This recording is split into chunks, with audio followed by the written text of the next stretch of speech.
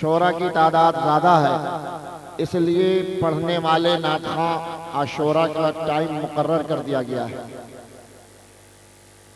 30 minute جناب عباس نوری صاحب نے پڑھا اور 25 منٹ جناب خواجہ غلام سرور صاحب نے پڑھا،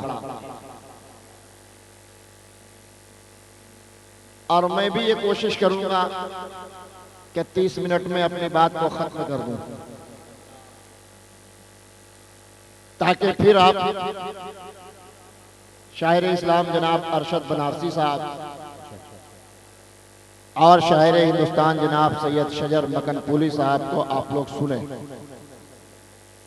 اس کے بعد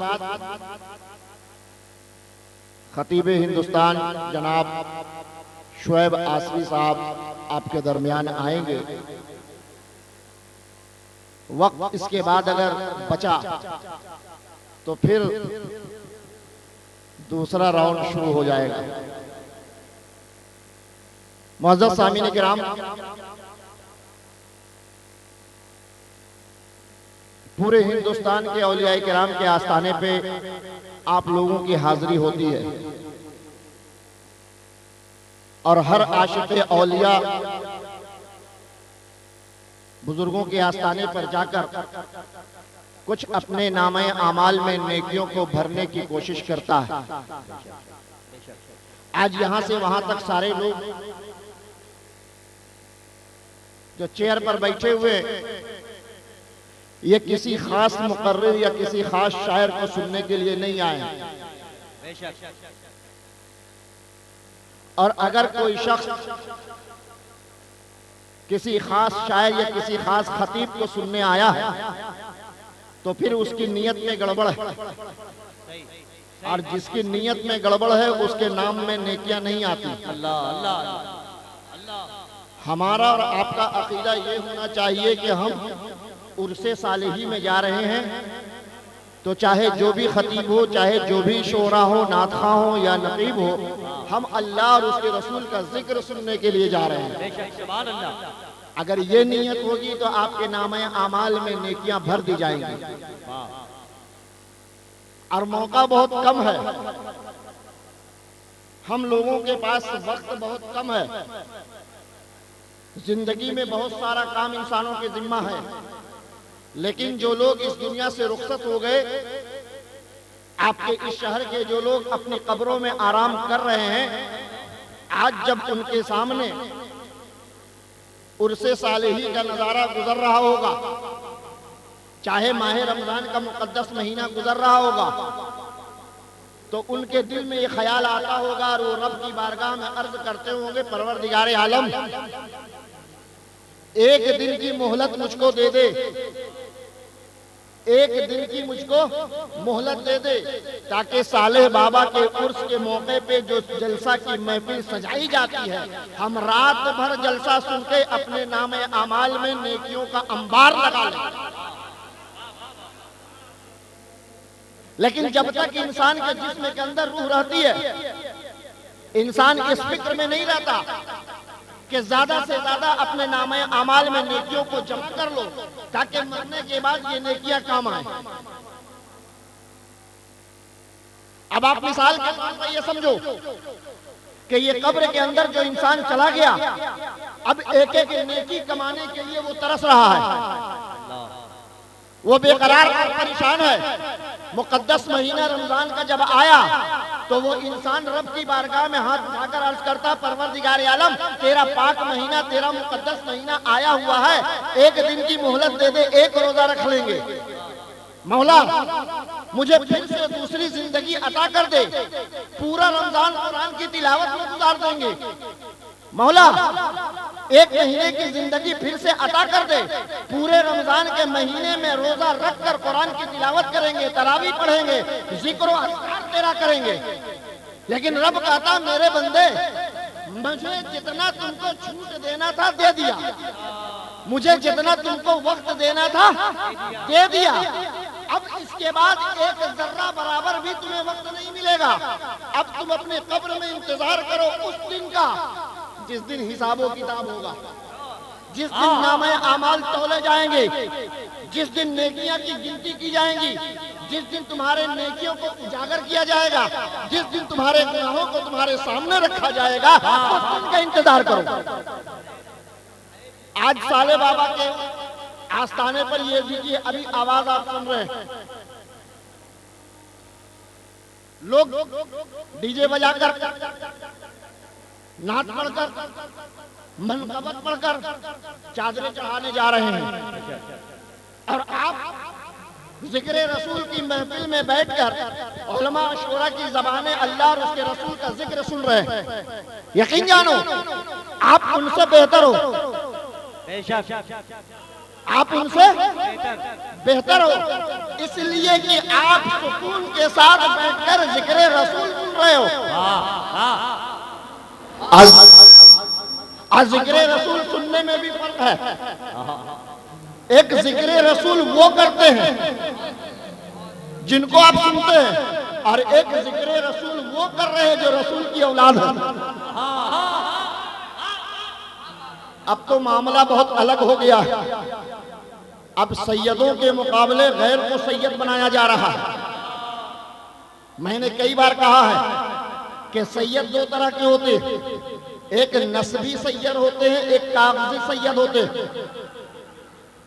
ایک نسبی سید ہوتے، ایک کاغذی سید ہوتے۔ تو نسبی سید اولاد غوث اعظم پیر طریقت حضرت سید شاہ نسیم اختر قادری بڑے سرکار ہیں، یہ نسبی سید ہے۔ اور کاغذی سید کے نام لینے کی ضرورت نہیں ہے۔ کچھ لوگ ایک اصلی سید نسبی سید کے برابری میں ایک کاغذی سید کو کھڑا کر رہے ہیں۔ میں ان لوگوں سے کہنا چاہتا ہوں کہ اگر کسی کو سید بنانا ہے تو اس کے جسم کا پورا خون نکال لو، اور کسی سید کا خون پورے جسم کے اندر ڈال دو، تب کہو کہ یہ سید ہے۔ اس لیے کہ کوئی اصلی سید گورا ہونے کی بنیاد پر نہیں بنتا۔ چہرہ اگر کسی کا چمک رہا ہے تو وہ اصلی سید کوئی ضروری نہیں۔ اصلی سید وہ ہے جس کے جسم کے اندر مصطفیٰ کا خون ہے، جس کے جسم کے اندر غوث اعظم کا خون دوڑ رہا، وہ اصلی سید ہے۔ اور سرکار ملت کر لو جتنی مخالفت کرنا ہے کر لو، چھوٹ ملی ہوئی ہے، رسی ڈھیلی ہے، کر لو جتنی مخالفت کرنا ہے کر لو، جتنی دشمنی کرنا ہے کر لو۔ اللہ نے رسی کو ڈھیلی چھوڑ دیا۔ جس دن رب ٹائٹ کر دے گا اپنے نبی کی اولاد کی خاطر، جس دن رب کائنات اس رسی کو کھینچ لے گا اپنے خاندان مصطفیٰ کے اولاد مصطفیٰ کی خاطر کہ تم ان کو پریشان کر رہے ہو، تم ان کو تنگ کر رہے ہو، اب تمہارے لیے ہم رسی ٹائٹ کر دیتے ہیں، تو پھر وہ شخص چھٹپٹانے لگے گا۔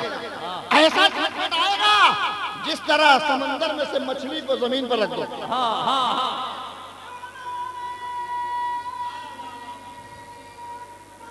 اللہ اکبر یا رسول اللہ۔ میرے دوستو، سالے بابا کے عرف میں ہم لوگ حاضر ہیں۔ آپ کو پتا ہے یہ اللہ کے ولی ہیں، یہ اللہ کے ولی ہیں۔ آپ کا اور ہمارا عقیدہ یہ ہے کہ ان کے دربار میں جا کر جو مانگو رب قبول کر لیتا ہے۔ مانگنے کا بھی طریقہ ہے، رب کہتا ہے اپنے حیثیت کے مطابق مانگو، اپنے حیثیت کے مطابق مانگو۔ اگر تم ان کے دربار میں جا کر مانگو گے کہ ہمیں ہندوستان کا وزیر اعظم بنا دیا جائے، تو یہ تمہاری حیثیت کے مطابق نہیں ہے۔ جو تمہاری حیثیت ہے وہ مانگو، یقین جانو کہ یہ اللہ کے ولی ہیں، تم مانگو گے تو رب تمہاری دعا کو قبول کر کے پورا کر دے گا۔ اور اسی لیے ہندوستان کے ولیوں کی آستانے پر ہم جاتے ہیں اور جا کر ہر جگہ اپنی فریاد ان کے دربار میں رکھ دیتے ہیں۔ بہت سی مرادیں ہماری پوری ہو جاتی ہیں، بہت سی مرادیں ہماری پوری نہیں ہوتی۔ اب آپ کہو گے کہ اولیاء اللہ کے آستانے پر جا کر ہماری بہت سی مرادیں پوری ہو جاتی ہیں، بہت سی رد ہو جاتی ہے، وجہ کیا ہے؟ تو وجہ یہ نہیں ہے، غریب نواز کے آستانے پر جا کر اگر آپ نے دعا مانگی، دعا قبول ہو گئی تو ٹھیک، رد ہو گئی تو بھی اس کے ذمہ دار آپ ہیں۔ اب آپ بولو گے کیوں؟ اس لیے کہ ہم اپنے آپ کو مسلمان تو کہتے ہیں، سچا پکا مسلمان کہتے ہیں، آپ کا رب کہتا ہے کہ تم میرے ولی کو یاد کرتے ہو، تو تمہارے بزرگ، تمہارے ولی کی وجہ کر، جن سے تم عشق کر رہے ہو، جن سے تم محبت کر رہے ہو، عشق کرنے کی بنیاد پر کچھ دعائیں تمہاری قبول کر لیتے ہیں، لیکن تم مجھے نہیں یاد کرتے، تم مجھے نہیں یاد کرتے۔ اگر تم میرے گھر میں آ کر 5 وقت کی نمازیں ادا کر لیا کرتے ہو اور سالے بابا کے آستانے پر جا کر اپنی دعاؤں کو پیش کر دیتے ہو، تو پھر تمہاری ایک دعا رد نہیں ہوتی، ساری دعا تمہاری قبول ہو جاتی ہے۔ تو پتہ کیا چلا کہ اگر آپ کی زندگی میں کوئی دعائیں ہیں، کوئی خواہشات ہے، کوئی تمنا ہے، تو پہلے رب کو راضی کر لو، اس کے گھر میں جا کر سجدہ کر لو۔ ارے کم نہیں ہے، یہ تو تمہارے رب کا تم پر کرم اور احسان ہے کہ آج ہمیں کھلا رہا ہے، آج ہمیں پلا رہا ہے، آج ہمیں پہنا رہا ہے، اس کے بعد بھی ہم اس کو یاد نہیں کر رہے۔ یاد کرو، ابھی کتنا دن ہوا؟ ابھی 8 دن بھی نہیں ہوا ہے، آج جمعہ ہے۔ اس سے پہلے جو جمعہ گزر گیا وہ آخری جمعہ تھا رمضان المبارک کا، یعنی ابھی عید الفطر کی نماز پڑھے ہوئے 8 دن بھی نہیں ہوا، مقدس مہینہ گزرا۔ اب یہاں پر کتنے لوگوں نے رمضان کا روزہ رکھا میں نہیں جانتا، لیکن میں نے علماء سے سنا ہے کہ مسلمان جو عبادت کرتا ہے اللہ نے اس عبادت کی نیکیوں کو مقرر کر دیا۔ آپ نماز پڑھو گے تو اتنی نیکیاں ملیں گی، آپ روزہ رکھو گے، آپ قرآن کی تلاوت کرو گے تو اتنی نیکیاں ملیں گی، آپ کسی غریب کو کھانا کھلا دو گے اتنی نیکیاں ملیں گی، کسی روزے دار کو افطار کرا دو گے اتنی نیکیاں ملیں گی، کسی ننگے کو کپڑا پہنا دو گے اتنی نیکیاں ملیں گی۔ علماء کہتے ہیں تمہارے ہر کام کے بدلے رب نے نیکی کو مقرر کر دیا ہے، لیکن پھر یہی علماء کہتے ہیں کہ رب نے روزہ رکھنے کی کوئی نیکی مقرر نہیں کیا، کوئی نیکی مقرر نہیں کیا۔ لوگوں نے ہاتھ اٹھایا، پروردگار عالم جب ہر میرے نیک کام کی تھی نے نیکی کو مقرر کر دیا تو پھر روزہ رکھنے کی نیکی کو بھی مقرر کر دیتا۔ کچھ لوگ تو وہ ہیں جو تیرے حکم کے مطابق روزہ رکھ رہے ہیں، تو نیکی مقرر کر دیتا، تو نیکیوں کی تعداد دیکھ کر جو لوگ روزہ نہ رکھ رہے ہیں وہ بھی روزہ رکھنا شروع کر دیتے۔ تو رب نے کیا کہا؟ رب نے کہا میرے بندے جو میں جانتا ہوں تم نہیں جانتے، ہر عبادت کی نیکی میں نے مقرر کر دیا ہے، روزہ رکھنے کی نیکی میں نے مقرر اس لیے نہیں کیا ہے کہ تمہیں حشر کے میدان میں پتہ چلے گا کہ میں نے روزے کی نیکی کیوں نہیں مقرر کیا۔ اب لوگوں نے سوال کیا قیامت کب آئے گی، کب ہم مریں گے، کب اس میدان میں پہنچیں گے، کب مجھے جواب ملے گا؟ تو میرے مصطفیٰ نے کہا کہ اے میرے امت کے لوگوں، رب اگر تمہارے روزہ رکھنے کی نیکیوں کو مقرر کر دیتا تو تم نقصان میں پڑ جاتے، تم خسارے میں پڑ جاتے۔ رب نے تمہارے روزہ رکھنے کی نیکی کو نہ مقرر کر کے تم فائدے میں ہو، تم نفع میں ہو۔ لوگوں نے سوال کیا یا رسول اللہ روزے کی نیکی رب نے مقرر نہیں کیا تو ہم فائدے میں ہیں؟ اللہ کے رسول نے کہا ہاں تم فائدے میں ہو۔ کیا فائدہ؟ تو آپ کے آقا میرے آقا ارشاد فرماتے کہ کل میدان محشر میں جب میرے امتی کا رب حساب لے گا تو ایک نامہ ادھر کھلے گا، ایک نامہ ادھر کھلے گا، گناہوں کی گٹھری ادھر ہوگی، نیکیوں کی گٹھری ادھر ہوگی۔ اب دونوں کا حساب چلے گا۔ کیسے حساب چلے گا؟ تھوڑا سا دنیا کو بھی ساتھ میں لے کر چلیے۔ ابھی آپ کے ہاں الیکشن ہونے والا ہے، جب آپ کسی کو الیکشن لڑاتے ہیں چاہے وہ چھوٹا الیکشن ہو یا بڑا الیکشن ہو، آپ جب کسی کا سپورٹ کرتے ہیں تو آپ کا دل اس نیتا کی طرف لگا ہوتا ہے، کتنا ووٹ اس نے لایا، اپنے چاہنے والے سے پوچھتے کتنا ووٹ لایا، تو وہ جو وہاں پر موجود ہوتا ہے وہ بولتا ہے ہمارا کینڈیڈیٹ 500 ووٹ سے آگے چل رہا ہے، 500 ووٹ سے آگے چل رہا ہے۔ آپ کو اطمینان ہو جاتا ہے کہ ابھی اپنے علاقے والا ووٹ باقی ہے۔ جب اپنے علاقے کا ڈبہ کھولے گا تو 2000 سے آگے ہو جائے گا، میرا امیدوار جیت جائے گا۔ کبھی کبھی ایسی بھی خبر آتی ہے کہ میرا امیدوار 200 ووٹ سے پیچھے ہو گیا اور دوسرا امیدوار آگے ہو گیا، تو دل تھوڑا سا افسردہ ہوتا ہے، تھوڑا سا غمزدہ ہوتا ہے۔ لیکن جن لوگوں کو یقین ہوتا ہے کہ ابھی جو ڈبہ کھلنے والا ہے اس میں ہمارا ووٹ ہے، ضرور میرا نیتا جیتے گا، اس کو آپ ذہن میں رکھو۔ کل میدان محشر میں آپ کی نیکی کا بھی ڈبہ کھولے گا، آپ کے برائی کا بھی ڈبہ کھولے گا۔ ایک طرف ڈبے میں نیکیاں ہیں، اب اس میں کس کس طرح کی نیکیاں ہیں؟ نماز کی نیکیاں ہیں، قرآن کی تلاوت کی نیکیاں ہیں، نوافل کی نیکیاں ہیں، قرآن کے سننے کی نیکیاں ہیں، کسی کو کھانا کھلایا اس کی نیکیاں ہیں، کسی کو کپڑا پہنایا اس کی نیکیاں ہیں، بزرگوں کے آستانے پہ چادر چڑھایا اس کی نیکیاں ہیں، بزرگوں کے کل کی محفل میں شامل ہوئے اس کی نیکیاں ہیں، بزرگوں کے عرس کے جلسے میں آپ آئے اس کی نیکیاں ہیں، کسی کو سلام کر دیا اس کی نیکیاں ہیں۔ راستہ چل رہے ہیں، ایک کانٹا نظر آیا، ایک کل نظر آئی، ایک پتھر نظر آیا جس میں آپ کو چوٹ لگ گئی، آپ نے اٹھا کر کنارے کر دیا، ہمیں تو چوٹ لگ گئی، ہمیں تو کانٹا گڑ گیا، ہمیں تو تکلیف ہو گئی، ہٹا دیتے ہیں آنے والے کسی کو نہ لگے۔ وہ نیکیاں اس کے اندر پتا چلا کہ زندگی میں جتنا بھی آپ نے کام کیا ہر کام کی نیکیاں اس کے اندر بند ہے۔ دوسری طرف گناہوں کا ڈبہ ہے، چوری کیا عذاب اس کے اندر، ڈکیتی کیا عذاب اس کے اندر، آپ نے کسی کے ساتھ چغل خوری کیا اس ڈبے میں گناہ رکھا ہوا ہے، آپ نے کسی کو دھوکہ دیا اس ڈبے میں گناہ رکھا ہوا ہے، آپ نے کسی سے غیبت کیا اس میں گناہ رکھا ہوا ہے، کسی کے مال کو ہڑپ کر لیا اس میں گناہ رکھا ہوا ہے۔ یعنی زندگی میں جتنی بھی آپ نے برائیاں کیا اس میں گناہ رکھا ہوا ہے، زندگی میں جتنی نیکیاں کی نیکی رکھی ہوئی ہے۔ اب یہ ڈبہ دونوں جب رکھا گیا کون کھولے گا؟ گنتی کون کرے گا؟ نیکیوں کے ڈبے کو کون کھولے گا؟ برائیوں کے ڈبے کو کون کھولے گا؟ فرشتے کو حکم ہوگا اس کا حساب کرو، اس کا حساب کرو۔ فرشتے کھولیں گے، گناہوں کے ڈبے کو کھولیں گے۔ چغل خوری کیا تھا، کتنا عذاب اس کے اندر آیا؟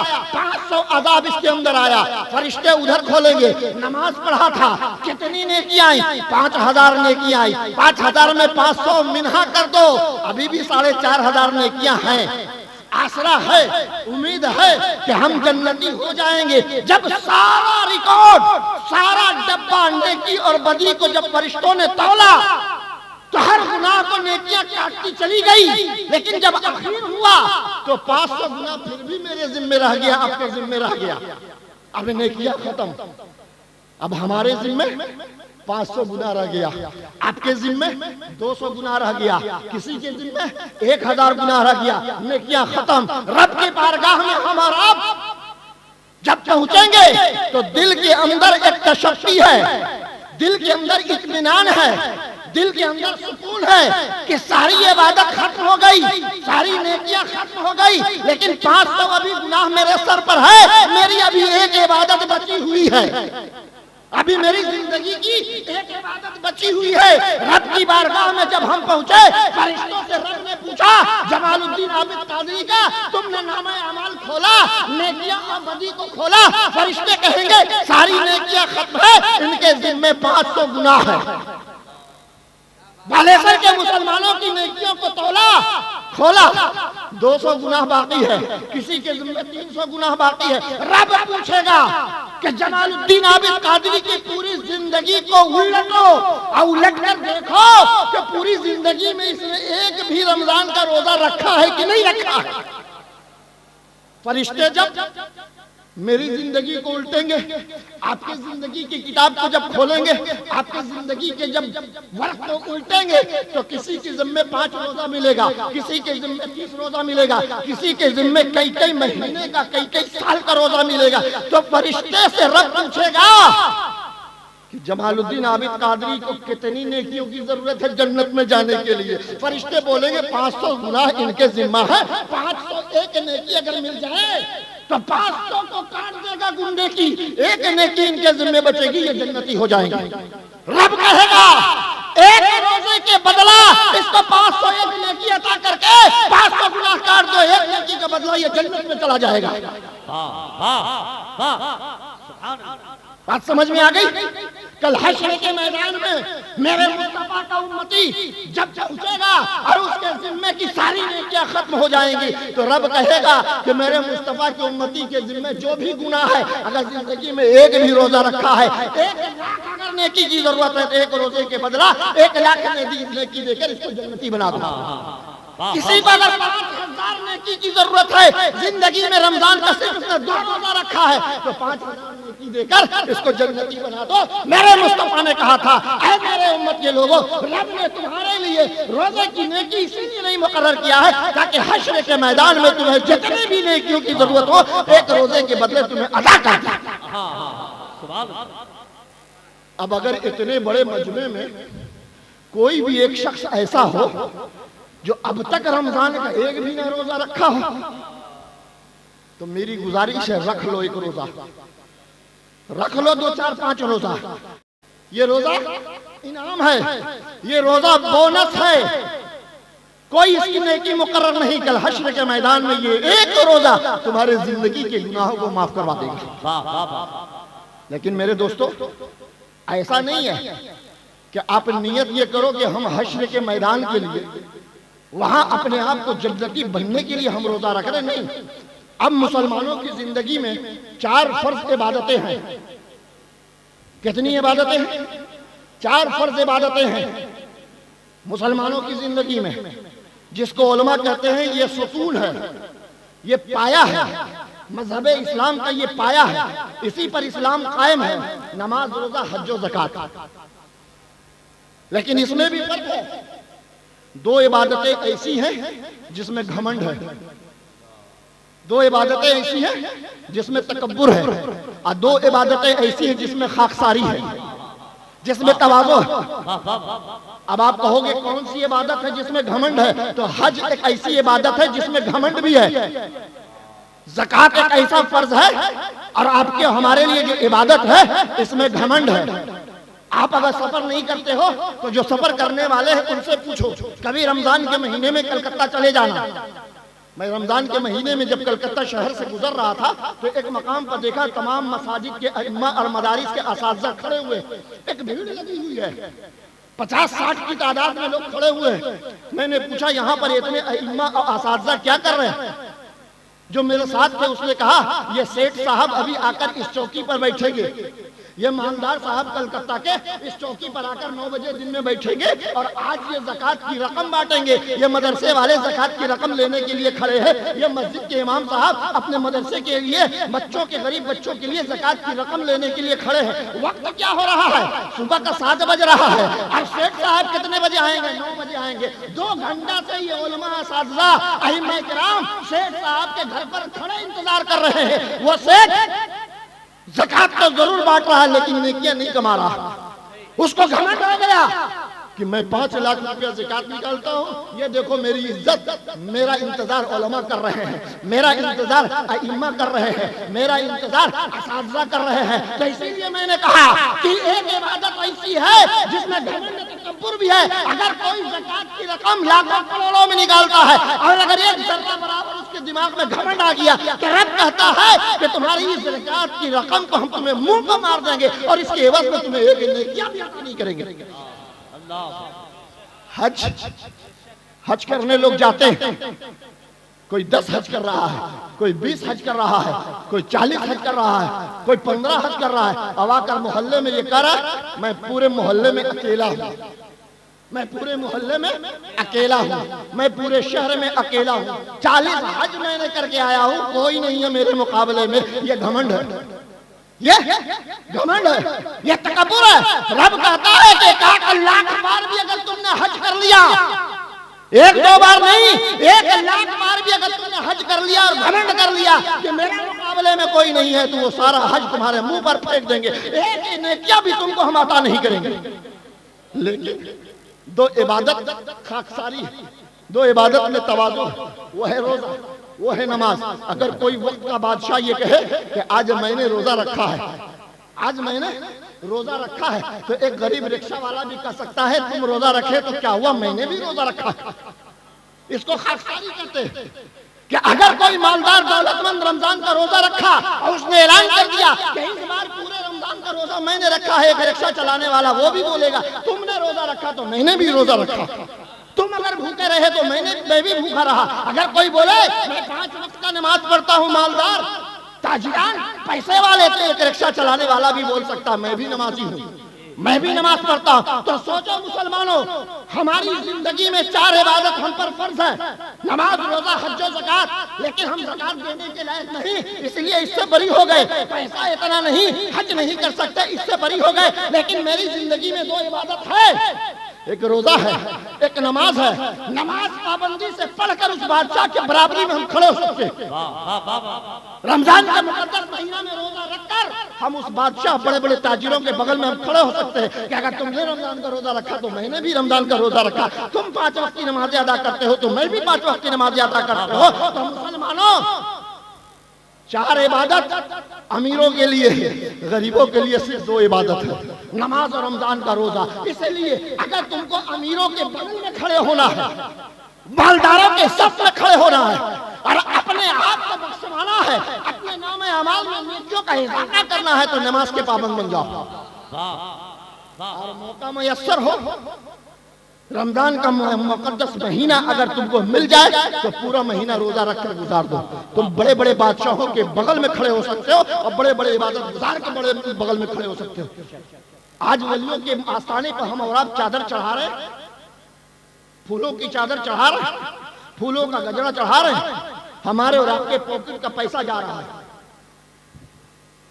ہمارے اور آپ کے پاکٹ کا پیسہ نکل رہا ہے، لیکن ہمارے پاکٹ سے 100 200 500 نکل رہا ہے، آپ کی جیب سے 1000 2000 نکل رہا ہے، ہم اس کی پرواہ نہیں کرتے، چونکہ ہم عاشق اولیاء ہیں، ہم ان سے محبت کرتے ہیں، ہم پیسے کی پرواہ نہیں کرتے، ہم ان سے عقیدت و عشق کرتے ہیں۔ 1000 کیا، اگر رب اس کو عطا کر دے تو لاکھ روپے کا گجڑا ان کی بارگاہ میں چڑھا دیں گے، صرف اس لیے کہ یہ اگر خوش ہو گئے تو غوث اعظم خوش ہو جائیں گے، غوث اعظم اگر خوش ہو گئے تو مولا علی خوش ہو جائیں گے، مولا علی خوش ہو جائیں تو رب خوش ہو جائے گا۔ تو جس سے رب راضی ہو جائے اس کا کوئی بگاڑ نہیں سکتا۔ نعرہ تکبیر، نعرہ رسالت، فیضان مشائخ اہل سنت، مذہب اسلام، فیضان سرکار نسیم ملت، سرکار ملت علامہ سید جمال الدین صاحب قلعہ عابد القادری، سرکار ملت کسی کو خوش کرنے میں پوری زندگی انہوں نے نہیں گزارا، سرکار ملت نے کسی کو راضی کرنے کے لیے اپنی زندگی کو نہیں گزارا۔ ان کی ایک سوچ تھی، ان کی ایک پڑھائی تھی، ان کے بارے بس ایک ہی ان کا نشہ تھا کہ ہم سے کوئی راضی ہو یا نہ ہو، ہمیں رب کو راضی کرنا ہے۔ نہ انہوں نے دولت مندوں کی پرواہ کیا، نہ غریبوں کی پرواہ کیا۔ تم خوش رہو ٹھیک ہے، ناراض ہو کوئی بات نہیں، چونکہ سرکار ملت کا شیوا یہ تھا کہ کوئی ہم سے ناراض ہو جائے کوئی فرق نہیں پڑتا، ہمارا رب ہم سے راضی ہو گیا، بس یہی میری کامیابی اور یہی میرا مرتبہ بلند کر دے گا۔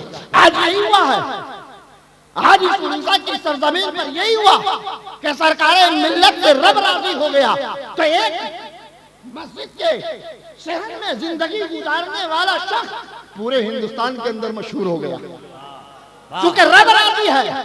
جب رب راضی ہے تو کتنے دشمنی کرتے رہو کوئی فرق نہیں پڑنے والا ہے، کتنے ان کے سامنے تم بغض عداوت نکالتے رہو کوئی فرق نہیں پڑنے والا ہے۔ یہ غلام سرور صاحب بغل میں ہمارے بیٹھے ہوئے چلے گئے، یہ بیچارہ ابھی بہار میں گیا تھا پروگرام کرنے کے لیے، سرکار ملت کے مخالفوں نے پڑھنے نہیں دیا، اسٹیج پر چڑھنے نہیں دیا کہ یہ نسیمی ہے۔ ارے نسیمی ہی تو جنتی ہے، نسیمی ہی جنتی ہے، اس لیے کہ نسیم اختر قادری کسی غیر کی اولاد نہیں ہے، جو جنت کے مالک ہے انہی کی اولاد ہے۔ ارے میرا باپ 1 کروڑ کا مکان بنائے گا تو اس کے وارث میں رہوں گا، شجر مکان پوری نہیں ہو سکتی، اس مکان کے اندر میں داخل ہوں گا، یہ نہیں ہو سکتے۔ ان کے آباء و اجداد نے کروڑوں کا محل بنا کر رکھا ہے تو اس کے وارث یہ ہے، اس مکان میں بغیر اجازت ہم نہیں جا سکتے، اس مکان میں بغیر اجازت کے ہم داخل نہیں ہو سکتے، اس مکان میں جانے کی ہم ضد نہیں کر سکتے جب تک کہ ان کے آباء و اجداد راضی نہ ہو جائے۔ تو نسیم اختر کوئی غیروں کی اولاد نہیں، یہ ان کے بیٹا ہے جو جنت کے مالک ہے، یہ ان کے رخت جگر ہے جو جنت کے مالک ہیں، اور جو مالک ہوتا ہے بیٹا اس کا سب کچھ ہو جاتا ہے۔ باپ کروڑوں کی گاڑی خریدتا ہے، الماری پہ چابی ٹنگی ہوتی ہے، بیٹا چابی لے کر گاڑی لے کر چلا جاتا ہے، باپ سے پوچھنے کی بھی ضرورت نہیں۔ باپ بلٹ موٹر سائیکل خریدتا ہے، چابی الماری پر دھری ہوتی ہے، بیٹا چابی اٹھا کر بلٹ لے کر شہر میں نکل جاتا ہے، کیوں؟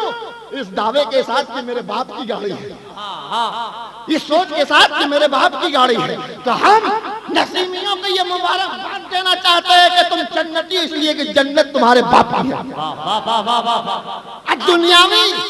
دنیا میں تو تمہارا باپ الگ ہے، لیکن آخرت میں تمہارا باپ سید نسیم اختر قادری ہے۔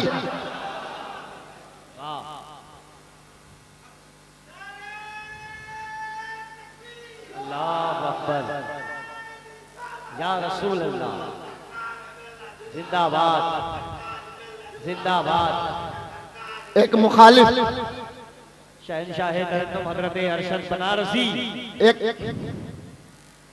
سرکار ملت کا ایک مخالف، کھلا مخالف۔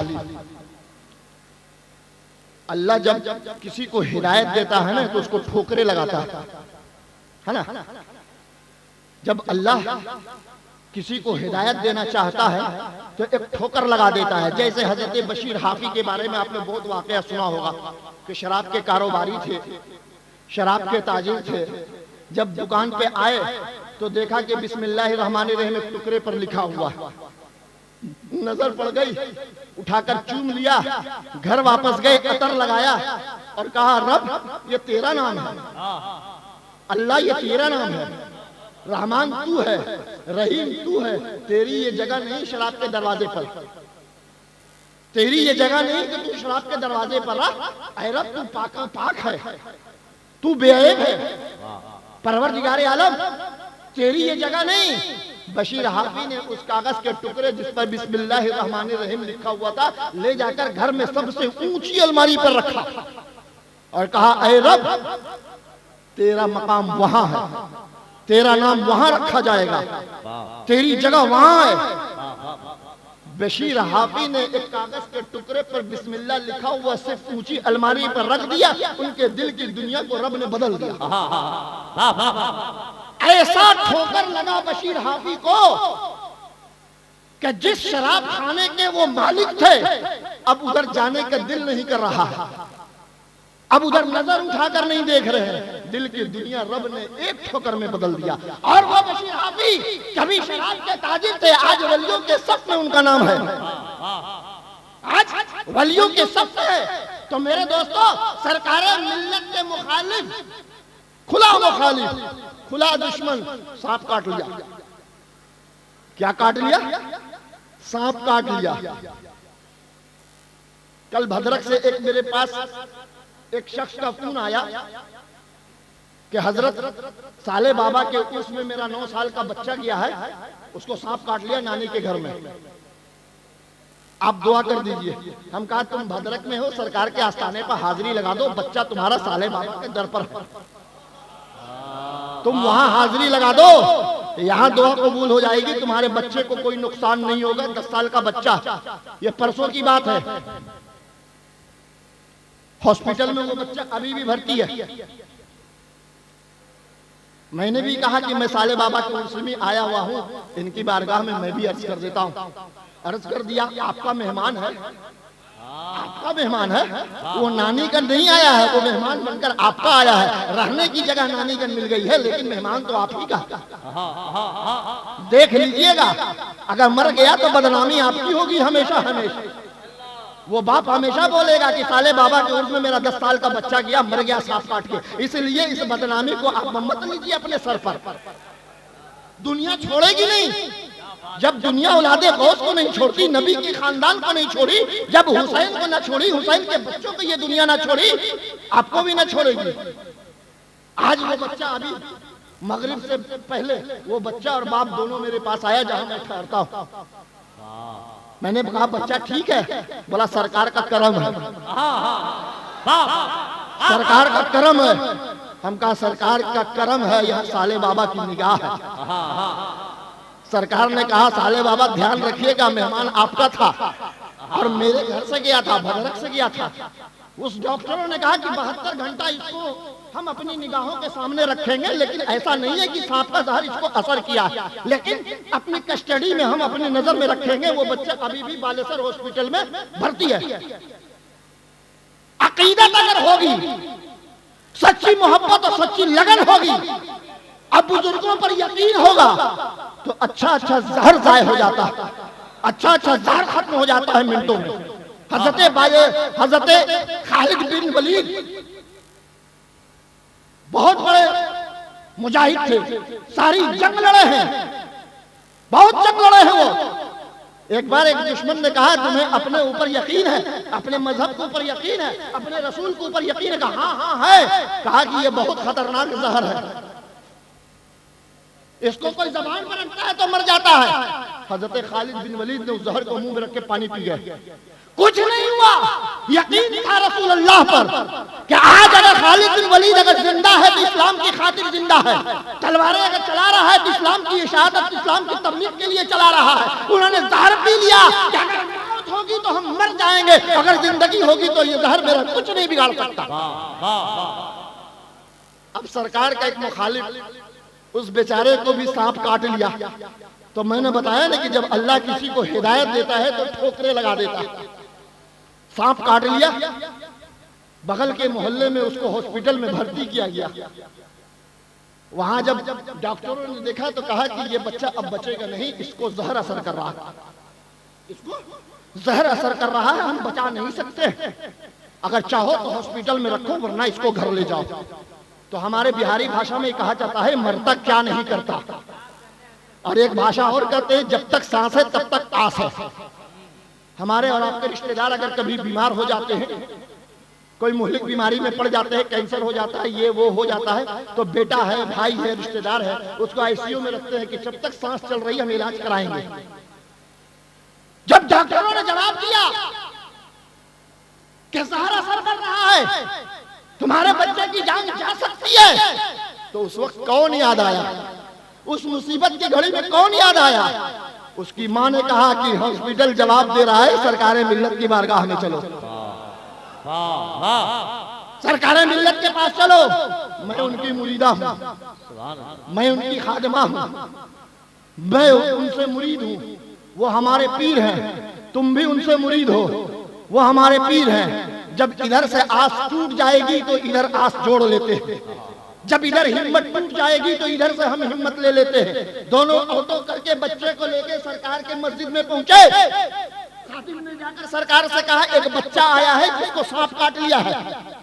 سرکار فوراً اٹھے اور جب باہر آئے تو دیکھا ایک جوان 17-18 سال کا نوجوان بے سدھ پڑا ہوا ہے۔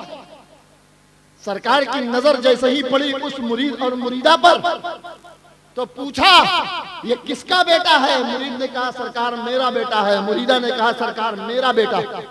سرکار نے برجستہ کہا کہ یہ تو میرا مخالف ہے، یہ تو میرے خلاف اپنے محلے میں بولتا ہے، یہ تو ہمیں گالیاں دیتا ہے، یہ تو ہماری برائی کرتا ہے۔ یقین جانو سرکار ملت نے بے ساختہ کہہ دیا یہ ہمارا مخالف ہے، یہ تو ہماری برائی کرتا ہے، یہ تو ہمارا دشمن ہے۔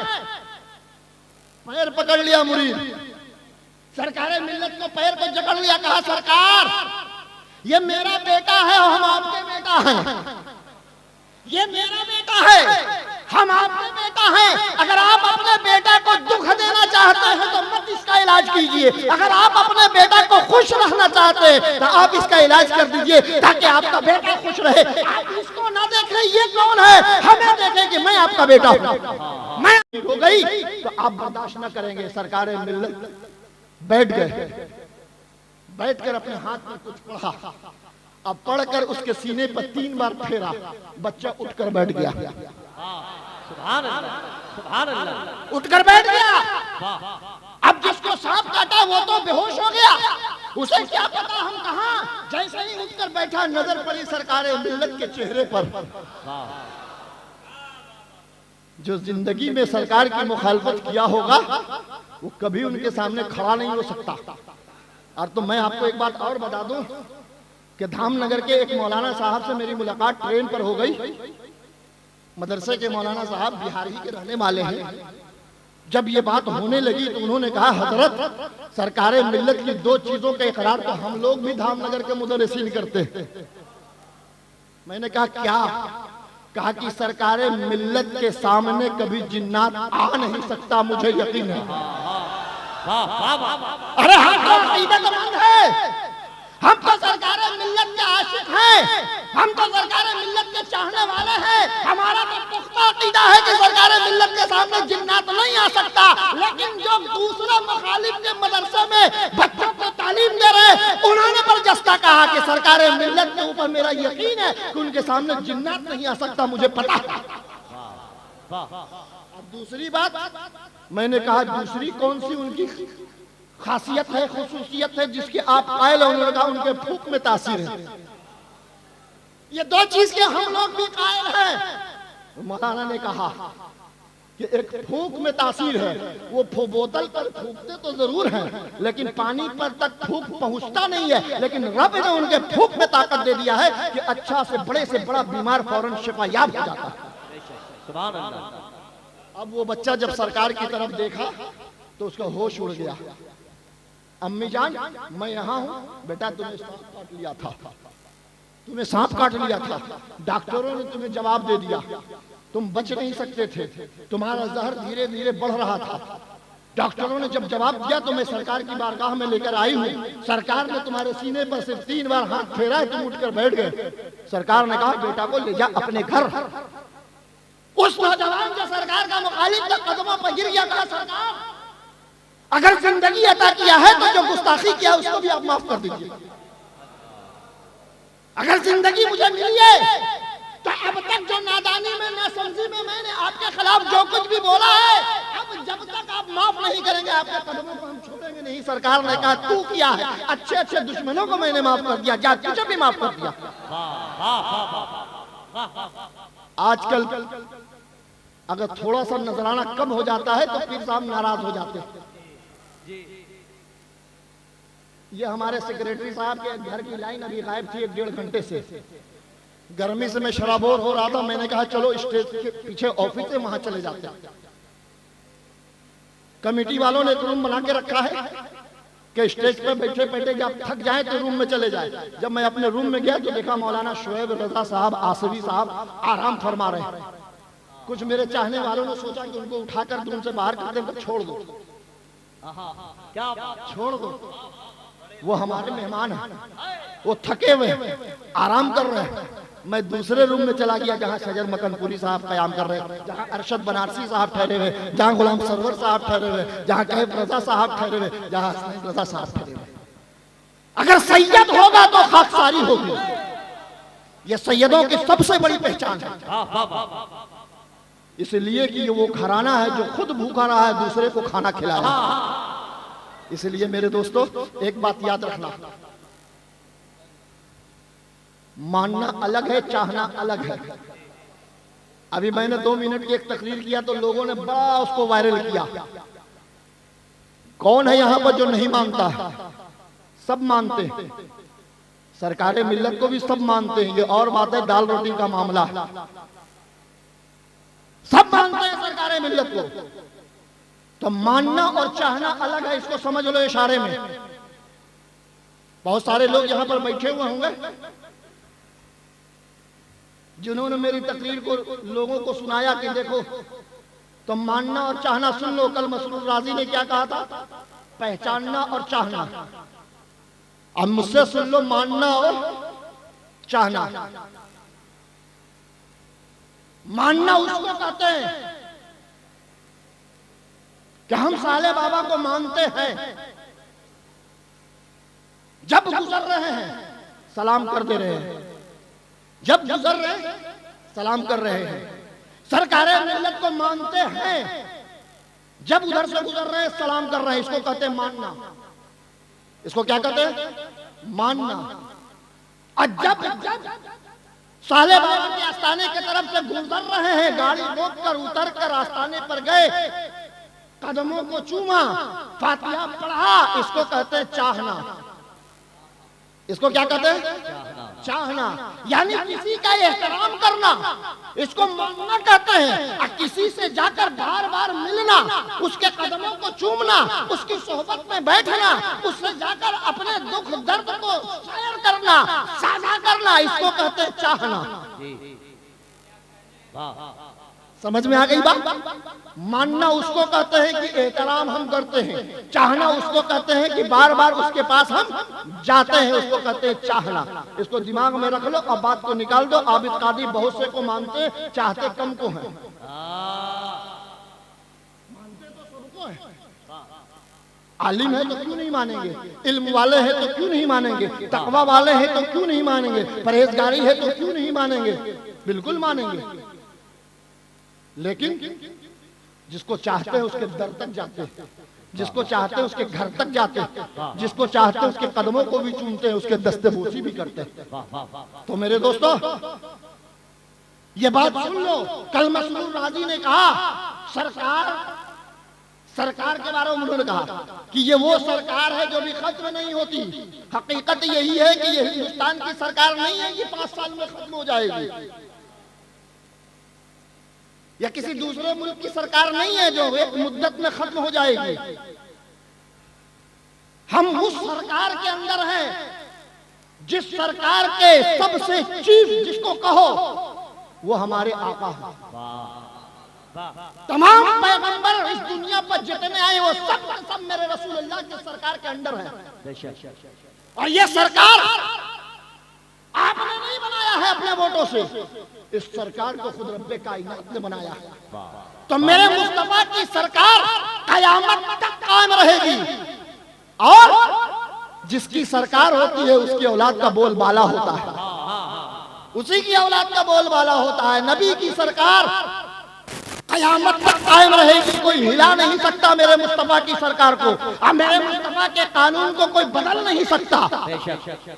اب میرے آقا جب سرکار ہو گئے اور ہم لوگ ان کی سرکار میں ہیں تو غوث آدم کو غوثیت کے مقام پر پہنچا دیا، اب کوئی دوسرا غوث پیدا نہیں ہوگا۔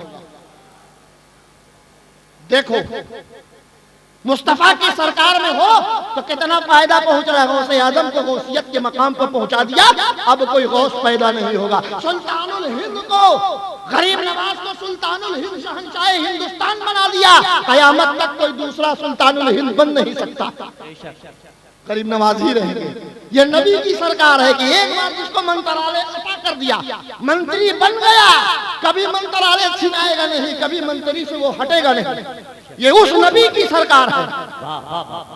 امام حسن اور حسین کو جنت کا سرکار بنا دیا، جنت کے منتری بنا دیا۔ یہ امام حسین قیامت تک کے لیے جنت کے منتری ہو گئے، یہ منتری شپ ہٹے گی نہیں، منترالے ختم نہیں ہوگا۔ جیسے یہ دنیا کے منترالے 2 منٹ میں ختم ہو جاتا ہے۔ ہمارے یہاں شاہنواز حسین صاحب منتری تھے، پٹنہ جہاز میں بیٹھے اور ہوا میں اڑے، ادھر نتیش کمار لالو سے مل کر سرکار پلٹ گئی۔ اب جب وہ دلّی اترے تو ان کو پریس رپورٹر نے کہا کہ شاہنواز صاحب آپ کا منترالے چلا گیا، آپ منتری نہیں رہے۔ بولے کیوں؟ کہا نتیش کمار لالو سے مل گئے، آپ الگ ہو گئے۔ تو اس شاہنواز نے کہا کہ ایسا بھی زندگی میں ہوتا ہے، منتری بن کے جہاز پر بیٹھے اترے تو منتری نہیں۔ تو یہ دنیا کا منترالے ہے جو کبھی بھی تختہ پلٹ سکتا ہے، کبھی بھی سرکار بدل سکتی ہے، لیکن یہ میرے مصطفیٰ کی سرکار ہے کہ میرے نبی نے جس کو بنا دیا منتری، وہ قیامت تک کے لیے ہو گیا، وہ قیامت تک کے لیے منتری ہو گیا، کوئی اس کے منترالے کو چھین نہیں سکتا ہے۔ ہم سید ہیں، ہم سید ہیں، اور علماء کی زبانی سن لو، سید کا مرتبہ کیا ہوتا ہے، سید کا مطلب کیا ہوتا ہے؟ سردار۔ تو جب نبی نے مجھے سردار بنا دیا ہے تو میری سرداری کو کوئی چھین نہیں سکتا، سرداری کو کوئی چھین نہیں سکتا۔ تو سرکار ملت، مجاہد ملت، ان کی دوستی کو میرے نبی نے قائم کیا، ان کی دوستی کو میرے رسول نے قائم کیا۔ ایک طرف حبیب الرحمان، دوسری طرف نسیم اختر، ان کی دوستی کبھی ختم نہیں ہوگی، اس لیے کہ میرے سرکار نے دونوں کو دوست بنایا۔ کسی کی مخالفت کرنے سے یہ دوستی ختم نہیں ہوگی، اور کسی کی مخالفت کرنے سے یہ محبت کم نہیں ہوگی۔ نسیمی مجاہد ملت کے آستانے پر جاتا تھا، آج بھی جائے گا، کل بھی جائے گا، اس لیے کہ یہ سرکار ملت کی تعلیم ہے، یہ سرکار ملت کی پڑھائی ہے کہ مجاہد ملت کو کبھی نہ چھوڑنا۔ اور اگر میرا مرید کوئی ہے ایسا جس نے مجاہد ملت کو چھوڑ دیا تو میری خانقاہ میں مت آنا، ایسا ولی۔ آج تو ایک پیر صاحب دوسرے پیر صاحب کی خانقاہ میں مریدوں کو جانے سے منع کرتے ہیں، آپ مت جانا وہاں، काहे को? ऐसा ना कि ये उसी का हो जाए, लेकिन सरकार मिल्लत को पता था कि ये उनका मुरीदीन मुझको मिलकर इज्जत नहीं दे सकता। मुझको इज्जत अगर देना होगा तो मेरा रब मुझको इज्जत देगा, हमें मर्तबा अता करना होगा तो मेरे रसूल मुझको मर्तबा दे देंगे, मेरे गौसे आदम वो मकाम तक पहुंचा देंगे। आज गौसे आदम की निगाह करम है सरकार मिल्लत पर कि आज दिलो जान से लोग तैयार होंगे ऊपर अपनी कुर्बानी देने के लिए। इसलिए मुसलमानों, चूंकि वक्त का हो गया है मेरा, इसलिए सरकार मिल्लत की अकीदत को अपने दिल से कभी निकालना नहीं। अगर निकाल दिया तो समझो जन्नत से निकल गया, इसलिए कि जन्नत किसी के बाप की नहीं, सरकार मिल्लत के बाप की है। अगर जन्नत में जाना है तो सैयदों से सच्ची मोहब्बत करो, अहले बैत से सच्ची मोहब्बत करो। अला बिज़िक्रिल्लाहि तत्मइन्नुल क़ुलूब, ये आपका रब फरमाता है दिलों को सुकून मिलता है अल्लाह के जिक्र से। आज इतने सारे लोग बैठे हुए, आज हमको आपको सबको अल्लाह के जिक्र से सुकून मिल रहा है। कोई नाते नबी पढ़ रहे हैं, कोई तकरीर कर रहे हैं, कोई जो है अनाउंसरी कर रहे हैं, निकाबत कर रहे हैं, कोई जो है मनक़बतें पढ़ रहे हैं, हम सबको सुकून हासिल हो रहा है। बारगाह खुदावंद में भी यही दुआ है, अल्लाह तबारक व तआला हमारे इस साले बाबा के उर्स में हम तमाम लोगों की हाजिरी को कबूल फरमाए और हम लोग अपने अपने घरों से जो कुछ भी नेक दुआएं नेक तमन्नाएं लेकर आए साले बाबा की बारगाह में पेश कर दिया। परवरदिगार आलम की बारगाह में अर्ज़ मौला जो भी दुआएं लेकर आए तुझे कबूल और मकबूल फरमा ले। व आखिरु दवाना अनिल हम्दुलिल्लाह।